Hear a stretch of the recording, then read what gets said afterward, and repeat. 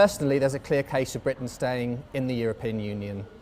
It's not that long since we've had two major world wars in Europe. The European Union, the European single currency, these are things which are bringing Europeans together. We've had peace in Europe for a long time. The dangers of not having a strong European Union, I think, are quite clear. The advantages for Cameron of calling a referendum now are clearly related to the rise of UKIP and seeing off the threat from them. That's the UK Independence Party. Seeing off the threat from them in the run-up to the next general election. They've been doing quite well in the polls at the expense of the Conservatives. David Cameron has now seen an increase in his share of the vote, with UKIP declining. That's going to be critical for him in the run-up to the next election, particularly if it's very close between Labour and the Conservatives. I think it's difficult to make a case that the EU has not been vastly important and influential for the British economy. It's certainly been vastly important and influential for the creative industries. And I think at a fundamental level there might be questions of a democratic deficit within the EU, but these would not be solved by a British exit.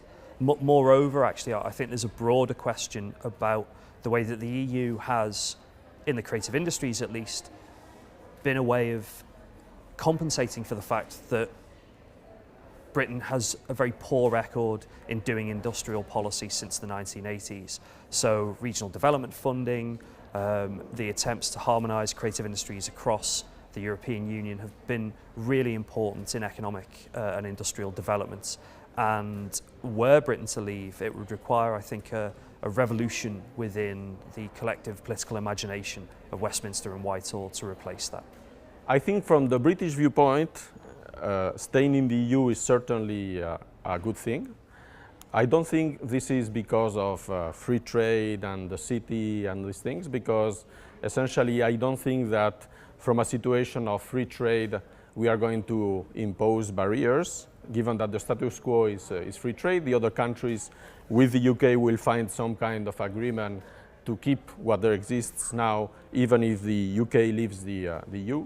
I think the main point is a commitment of British politicians towards certain policies. So the current government, had it won the elections in a situation in which the UK was not in the EU, may have been tempted by closing down the borders, but not only to those countries out of the EU, but the countries that are now in the EU. So essentially, immigration is a key issue, and I believe that being in the EU means that you cannot do a series of policies that would be very good in terms of gaining elections in the short run, but that may be very bad in terms of the future growth of the country. So essentially, by being in the EU, you are tying your hands towards avoiding a series of policies like closing down the borders to immigration.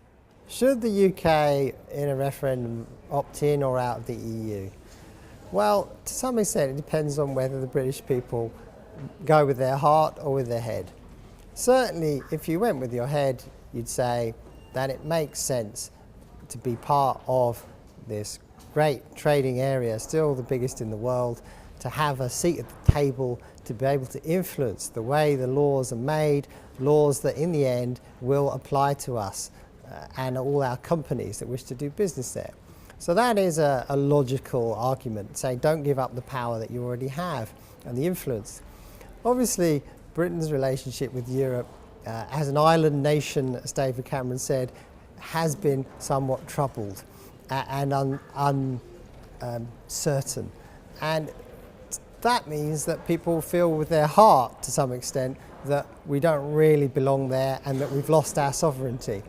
And if they vote with their heart, then they may well choose to leave in order to feel more comfortable as a nation.